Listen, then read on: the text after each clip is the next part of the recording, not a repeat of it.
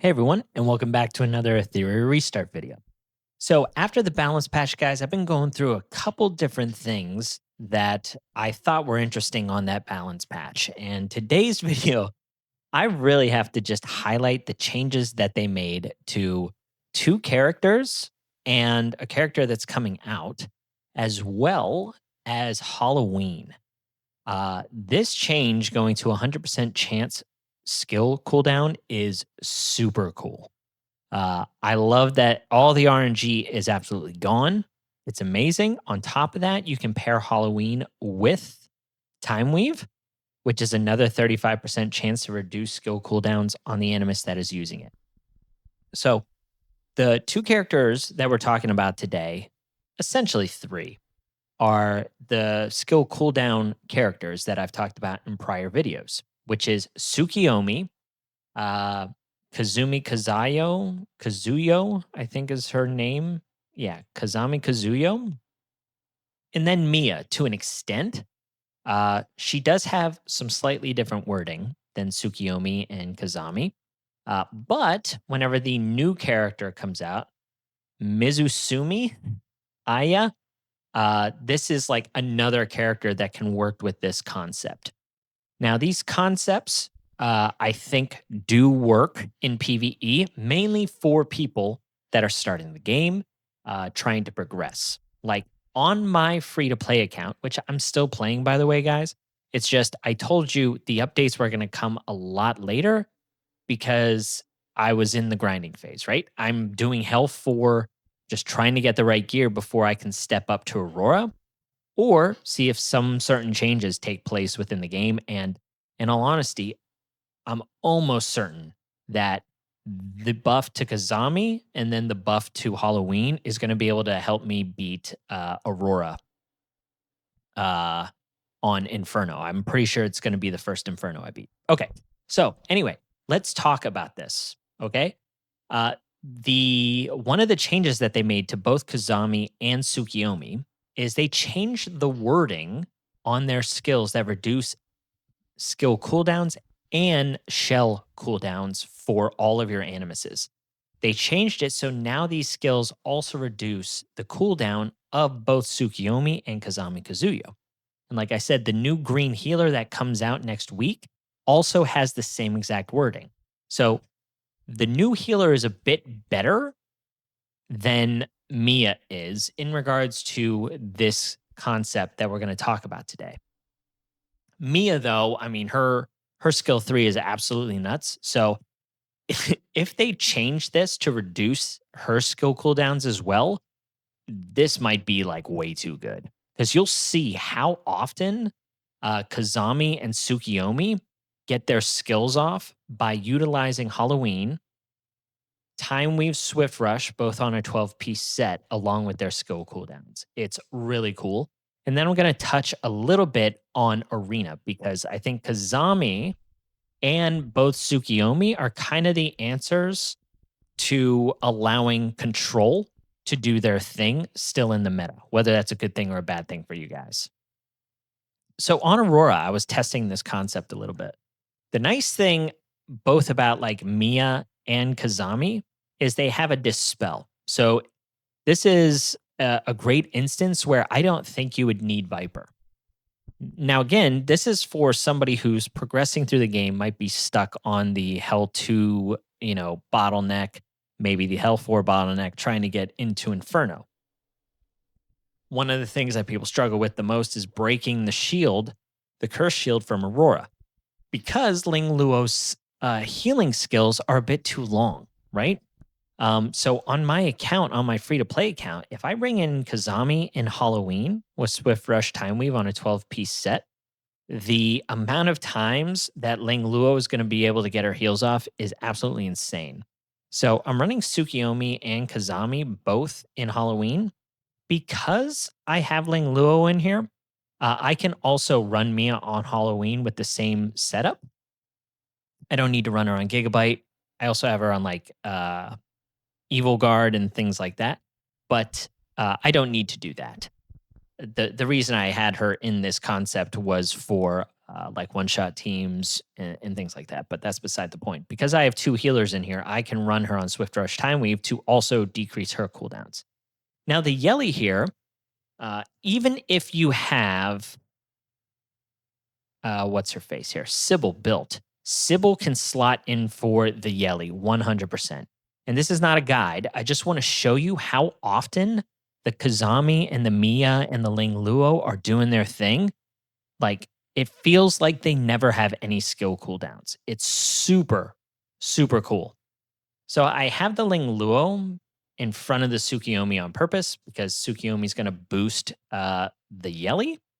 And I wanted her to get her whale prayers off. So then we could hopefully break the shield with the heal from the Ling Luo. Okay, so there's the first skill cooldown, and you had the Halloween proc. So now all of our buffs are being extended. So we have speed up for 4 turns. We've got accuracy up, which was part of the new buff up, and Yelly got to proc Revelation 2 times in a row. Right? This is super cool. We also have Ling Luo with, again, like her skill cooldown reductions. This is her 3rd turn, and she already has her big heal back up again with all of the whale prayers activating again. So, like, this is what I'm talking about. This concept where it just seems like none of these characters have their skills off cooldown. Like, Kazami has used this skill 3 times out of her 4 turns. And we have Yelly being boosted again by the Tsukiyomi, attack up, speed up. It's such a cool, fun little thing that they did. Like, I don't know. I love that they made that 100%, and I also love that they took the skill cooldown off of like the restriction from Kazami and Tsukiyomi. Now, Tsukiyomi's skill 2 isn't even on a full skill cooldown reduction.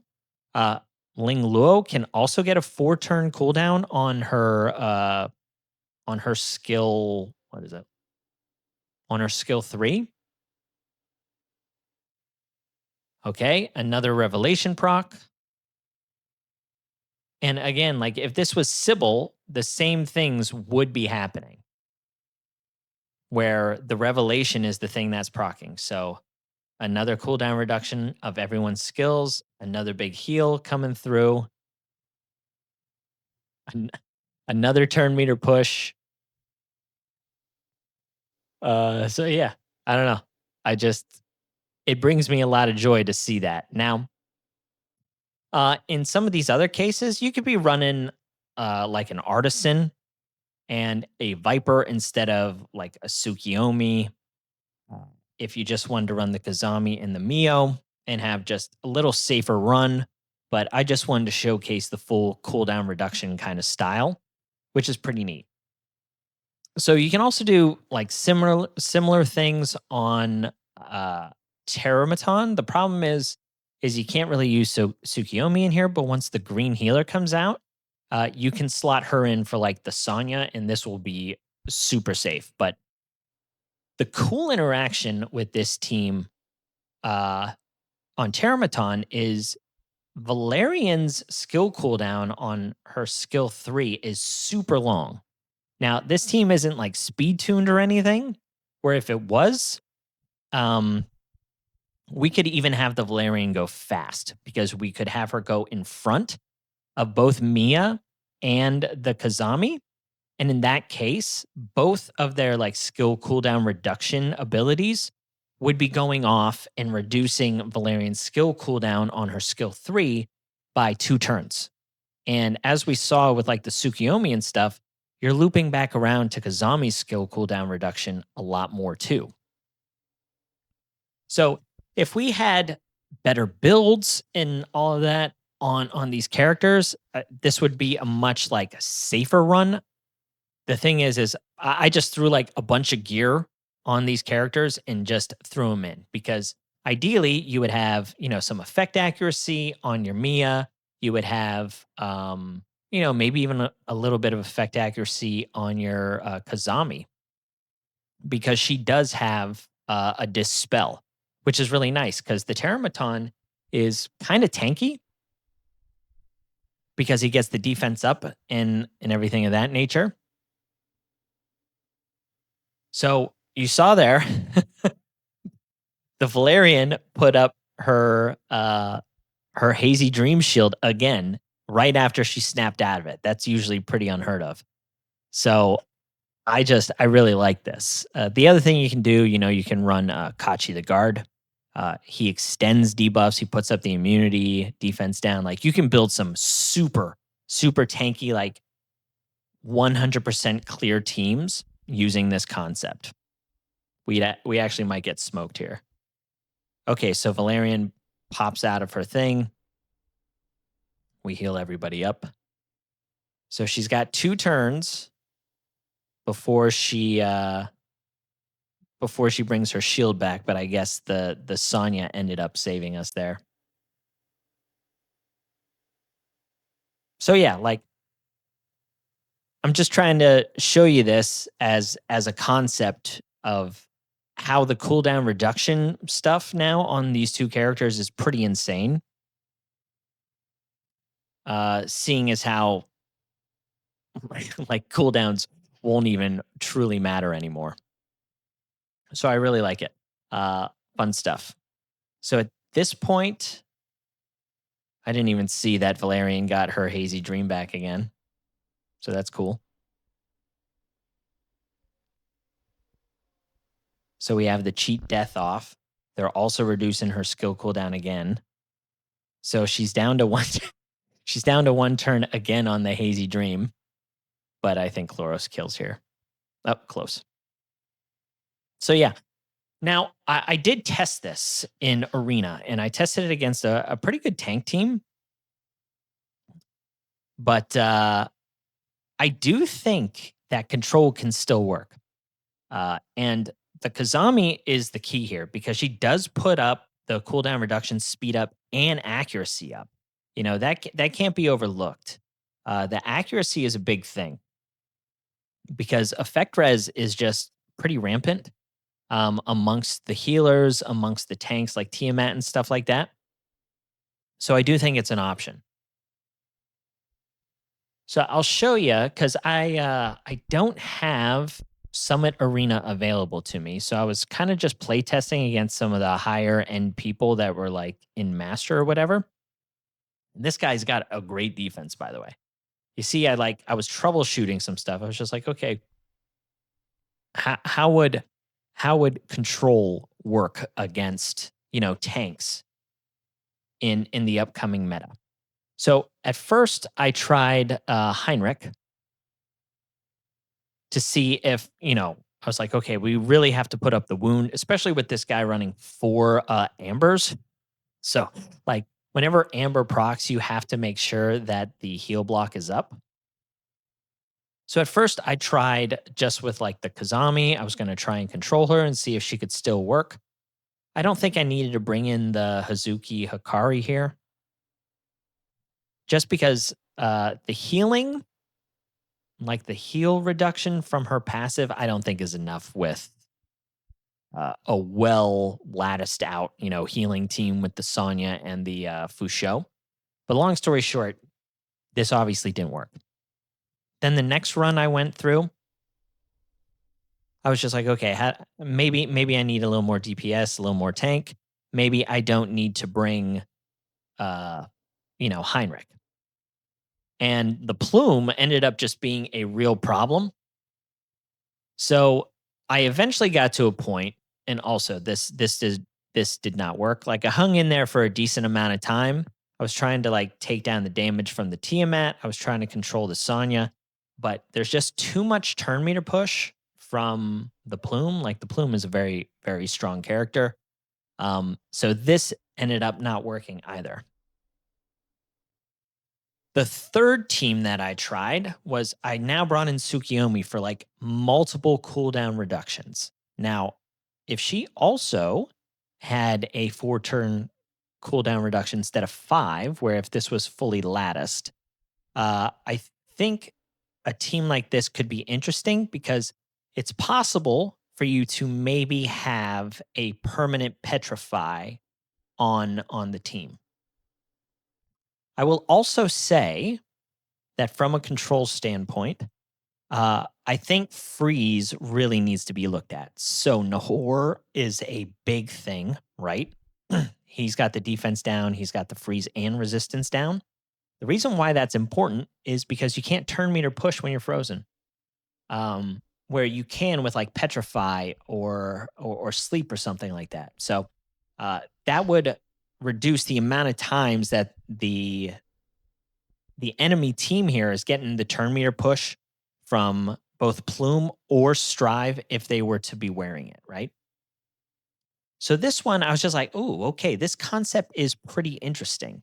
However, I didn't think the Heinrich did enough because of this opponent's defense setup, which again is very, very strong. I really like it. But this Plume is just a little bit too much, right? So then I brought in the team that actually worked. And this is where you're relying like heavily on Mio because Mio has the turn meter control to keep the Plume kind of at bay. And I even got unlucky with not landing the Petrify on the Plume here. But this is where you have the wound, you have freeze, right? Like I said, they can't turn meter push with when they're frozen. And you just have so much turn meter control. So, like, CC teams can still work. However, I think both, like, you're going to need to be able to get the right characters through, which is going to be difficult. I think you're really going to depend on Mio a lot. I think you're going to depend on Nahor a lot. The thing is I believe that a lot of people are going to be running Lighthouse or just high effect res turn meter pushing shells. I don't think they're going to be running Alicorn. Alicorn is certainly a huge hit to crowd control teams, but I don't think they're going to be around a lot. I think they can still work. Like I said, I really like the Kazami and the Tsukiyomi for control teams because of the turn meter reduction. And then the new green healer makes things very interesting too, because it's a lot of turn meter push, it's cooldown reduction, and you have heals. So you get a lot out of that character for a control strategy. And I know people hate control, but I still think that it's needed. You know, I think if you just have a two type of meta, just two types of meta, I don't think that's going to be fun. So here I ended up landing the wound, right, from the Mio. I'm just doing a bunch of cooldown reduction here. I'm trying to control the turn meter. I'm turn meter boosting the Mio back to the front of the line, trying to get steals. But then I also have the Petrify from the new SR as well, where I'm just trying like my hardest to loop back around to the wounds, where as soon as the Ambers proc, that they won't heal up, because if they end up reviving with the Sonya, you know, it's just like GG. So once you take the Sonya out, it's game over. So just some concepts that I'm working on. I just wanted to show them in practice just in case people didn't want to invest, you know, some lattices into those characters. But I really like the changes to the Tsukiyomi. I think she's extremely versatile. I don't think she's just going to be used for cleaving. One of the things I really like about Tsukiyomi as well is she can be your anti-cleave because she's so fast. She doesn't touch Plume. Plume has become a very interesting character in the meta because she has the turn meter boosting, right, of 8% whenever an enemy's action ends. So whenever you 100% turn meter boost with the Tsukiyomi, you still get a chance to take your turn.